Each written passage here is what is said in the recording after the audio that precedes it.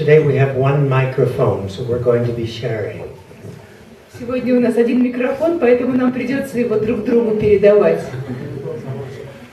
How many of you can understand my English? Please raise your hand. One. Okay, thank you. Two. Спасибо. Three. Good. How many can understand little of my English? Кто из вас немножечко понимает английский? Хорошо. Спасибо. Today we'll talk a little bit about compassion. Сегодня мы с вами немного поговорим о сострадании. As I think you know, I'm a medical doctor, and when I trained, they didn't teach us, the medical school did not teach us very much about compassion. Как вам уже рассказали, по своему образованию я врач. Но когда я учился на медицинском отделении, на медицинском факультете, нам мало что рассказывали о сострадании. Вообще-то говоря, не рассказывали ничего. But times are changing. Nowadays, it's beginning to be recognized that compassion is something very, very important for medical practitioners, doctors, nurses, and all medical practitioners to know about. Но времена постепенно меняются, и сегодня люди постепенно начинают понимать, что сострадание имеет очень и очень большое значение для профессии человека, который связал себя с медициной, будь то врача и медсестры, медбрата. So because of this, we have founded an institute. It's a non-profit institute which is registered in America, but it's active globally, including in Russia, and the name is Altruism in Medicine Institute. Понимая это, совсем недавно мы основали институт, который носит название «Альтруизм в медицине».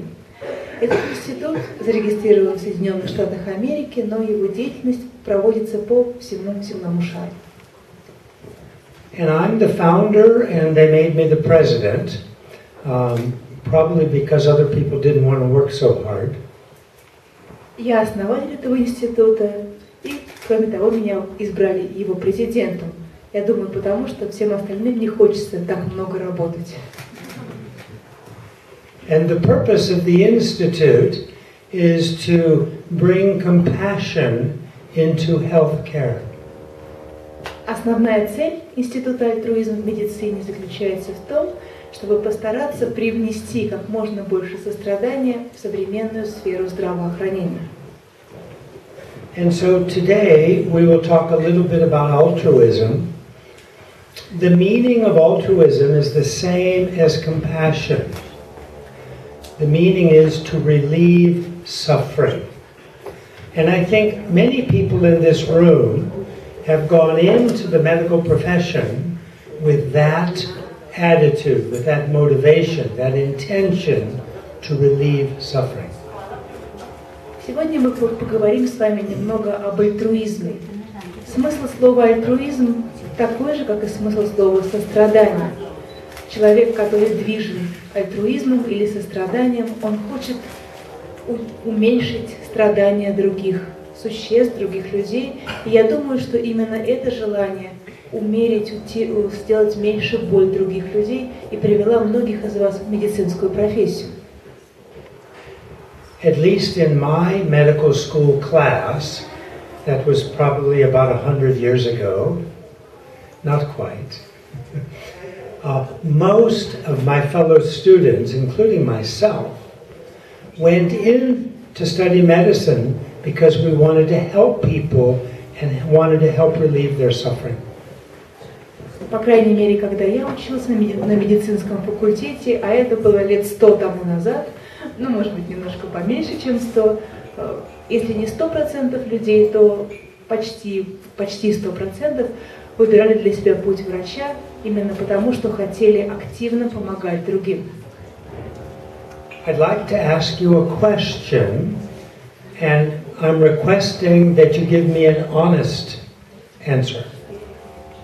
Я хочу задать вам вопрос и попрошу, чтобы отвечали вы мне искренне. Please raise your hand if you decided to go to medical college, become a nurse or a doctor because you wanted to help people. Пожалуйста, поднимите руку, если вы пришли в медицинскую профессию тоже потому, что хотели помогать другим.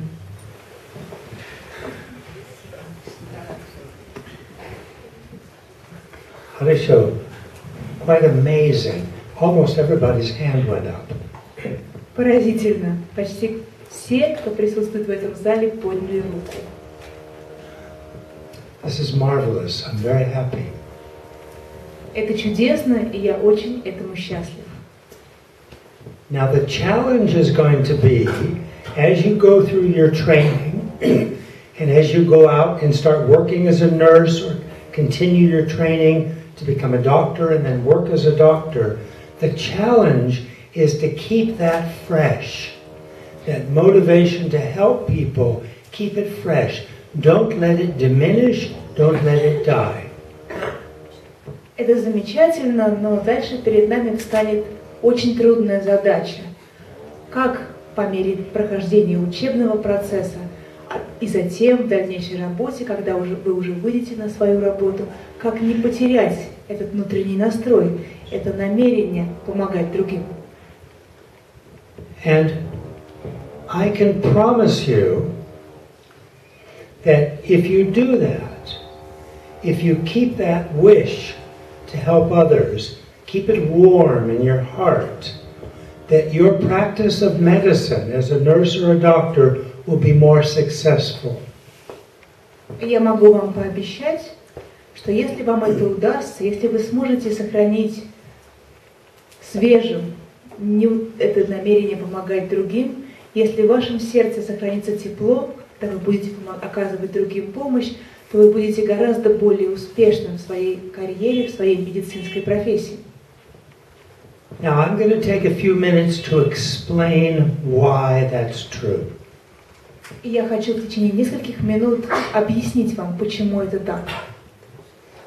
And then, near the end of our session, I'll leave some time for question and answers. И в конце нашей с вами встречи я оставлю небольшой участок времени для того, чтобы вы могли задавать мне свои вопросы. And please feel free to write your questions. And when we get to the time when we are having question and answers, you can just send that written question forward. Я хочу сразу вас попросить, пока вы будете слушать мою беседу, вы можете подумать о тех вопросах, которые у вас родятся, и записать их на листочке. И потом, когда подойдет время задавать вопросы, вы просто передадите ваши вопросы мне. Now the question that we're discussing is why is the practice of compassion or altruism, why does it make a more successful doctor or nurse? Итак, вопрос, который мы с вами сегодня рассмотрим, следующий. Почему сострадание делает нас более успешными в нашей медицинской карьере, в медицинской профессии? When we practice compassion as a medical professional, it's a win-win situation. Если, будучи врачом или медсестрой, мы сохраняем сердце сострадания, то выигрывают обе стороны.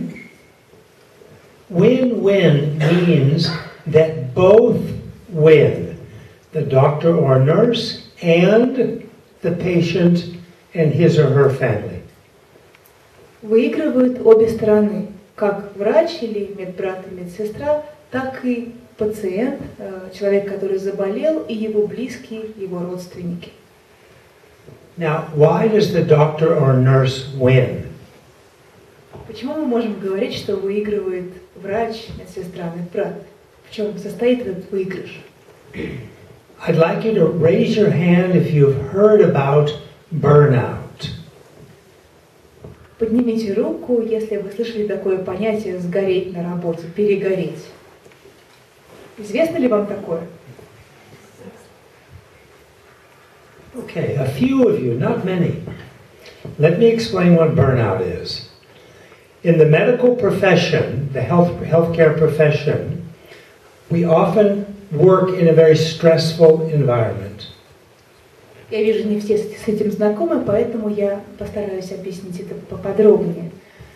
Будучи работником сферы здравоохранения, мы очень часто оказываемся в стрессовой ситуации.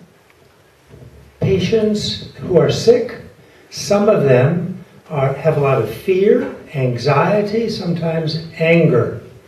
And the family that comes along with that patient often has the same feelings and emotions: fear, anxiety, anger. Пациент, который заболел, особенно если это тяжелая болезнь, очень часто испытывает страх, испытывает тревогу и даже испытывает гнев. И его близкие родственники, которые окружают больного, окружают пациента, зачастую они тоже испытывают те же самые отрицательные эмоции: гнев, тревогу и страх. And sometimes the patient and or his or her family will take out that anxiety, fear, or anger on the healthcare professional, the doctor or the nurse. И очень часто так случается, что пациент или его близкие родственники и родные, они просто изливают этот страх, эту тревогу на гнев, на сотрудника сферы здравоохранения, на доктора или на младший медицинский персонал.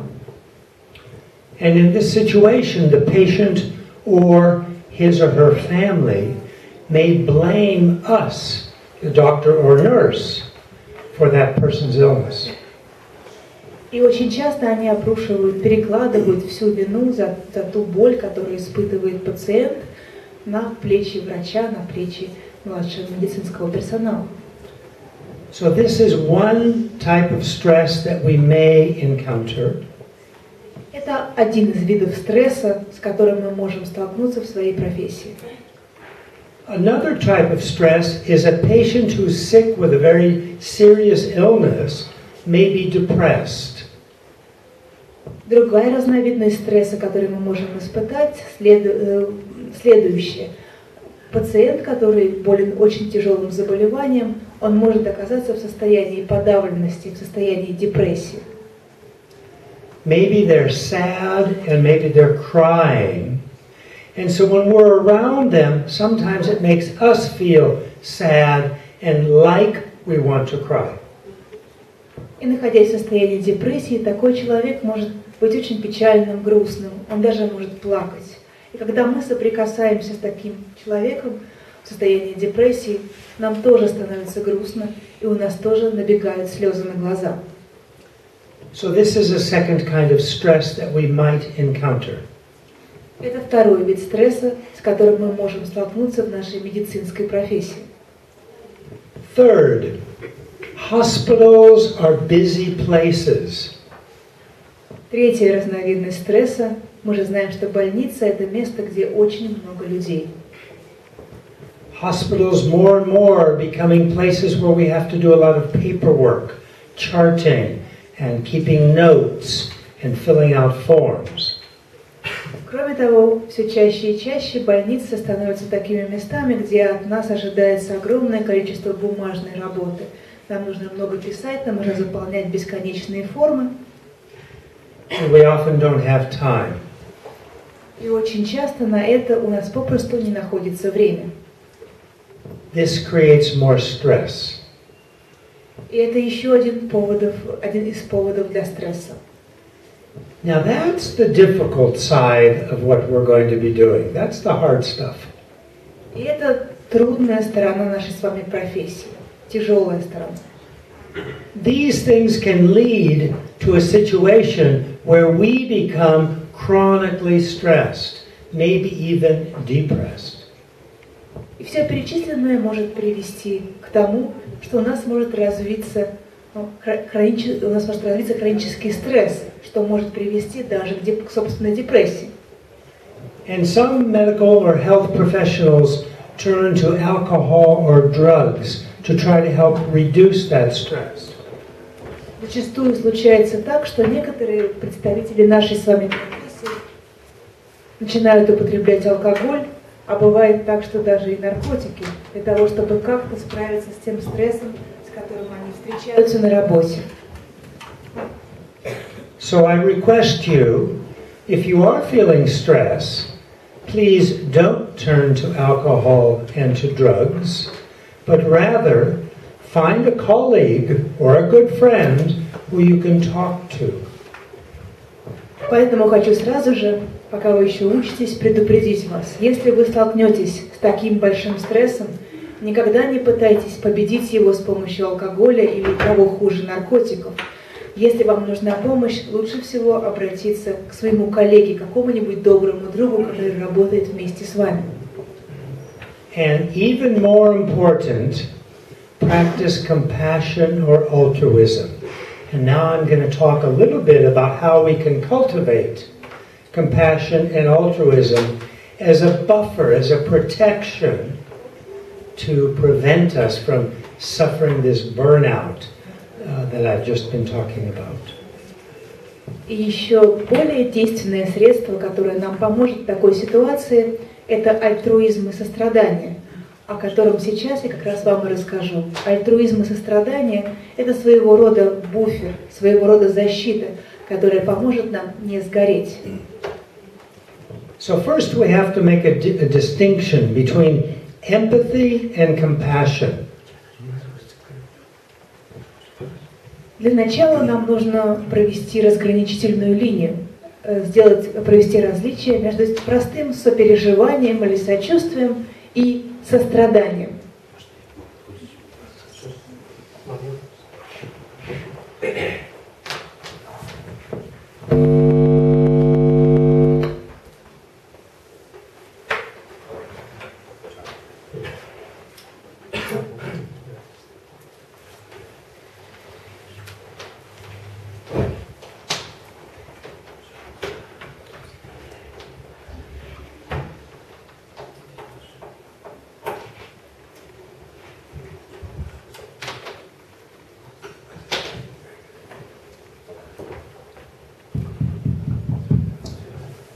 So empathy is feeling like the other person is feeling. We have an expression, it's like standing in the other person's shoes. Простое сочувствие или сопереживание – это когда мы просто чувствуем ровно то же самое, что чувствует другой человек. Знаете, есть такое выражение – оказаться на месте другого человека. So this is the first step towards developing compassion, to feel like the other person is feeling. И пока это у нас только первый шаг в сторону настоящего сострадания. Мы начинаем понимать, что чувствует другой человек, сопереживать ему.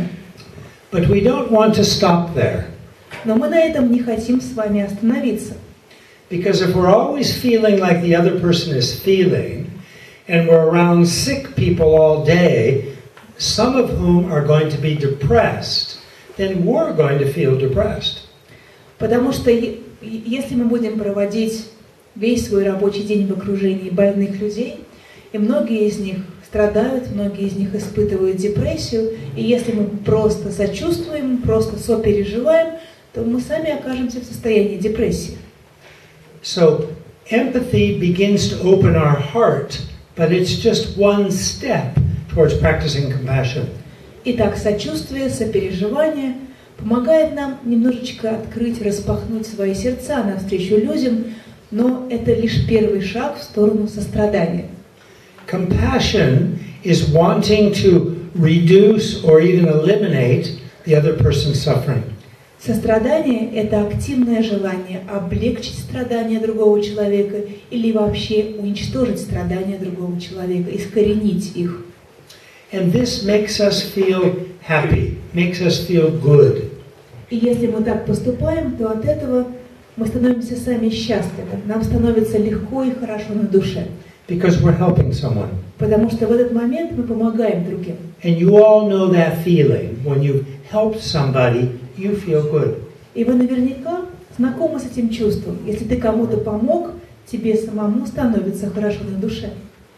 Now, compassion is feeling good because you're helping, but it's tinged. There's a little bit of sadness because you're understanding the suffering of the sick person.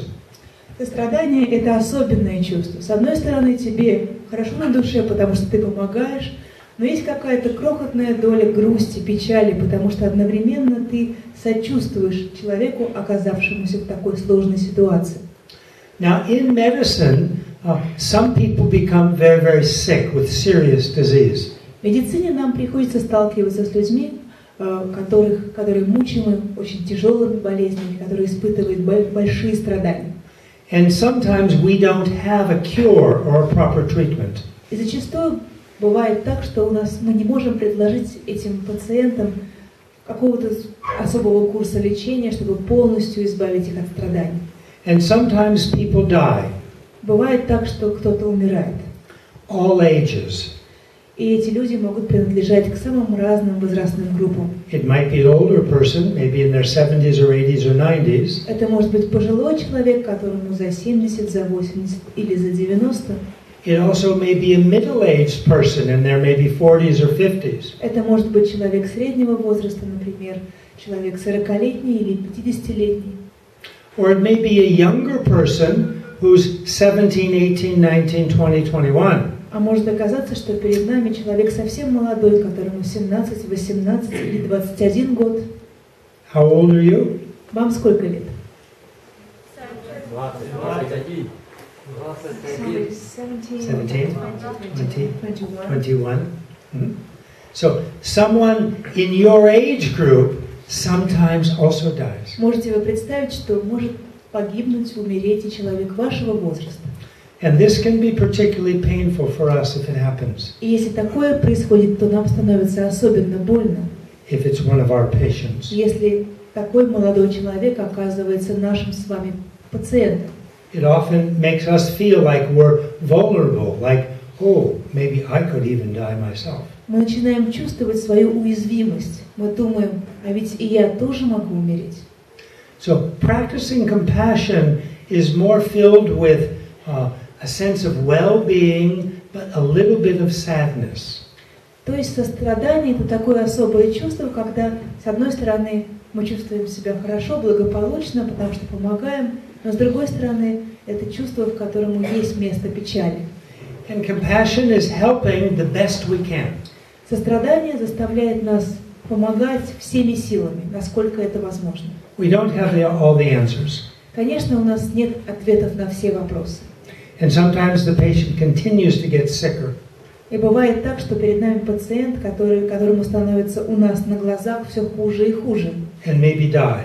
И, может быть, даже в конечном итоге он умирает. Even though we've done the best we can. Хотя мы сделали со своей стороны все возможное. Now it's very important in those situations, and all of us will encounter that. И очень важно, в какой бы ситуации мы ни оказались, и с этим каждый из нас столкнется рано или поздно. Not to feel like we're a failure. Не считать такой поворот событий нашей ошибкой или нашим провалом. Unfortunately, among doctors and nurses, when a patient continues to get sicker and sicker and dies, that nurse or that doctor often feels like a failure, like they didn't do a good job. Потому что очень часто случается, что если на глазах у медсестры, медбрата или врача пациенту становится все хуже, хуже и хуже, прослеживается склонность считать себя виноватым, думать, что я не сделал того, что я должен, обвинять себя в том, что происходит. This is not correct. Но это неправильный настрой. So I would ask you, please, if you've done your best and a patient gets worse or dies, that you do not need to feel like a failure. Я прошу вас запомнить этот мой совет. Если случится так, что вы делали все от вас зависящее, помогали больному человеку всеми силами, но вы видите, что ему становится все хуже, хуже и хуже, не считайте, что это провал, ваш провал в профессии, что вы потерпели поражение и неудачу. It's a part of nature that some people will continue to get sick, even with our best efforts, and may even die. That's a part of nature. Такова природа вещей, закон природы, что некоторым людям становится хуже, хуже и хуже, какие бы усилия мы, как врачи, не применяли со своей стороны. Возможно, они даже умрут. There's a corollary to this. И There's a similar kind of situation that's not the same but similar. бывают похожие ситуации, не такие же точно, но похожие.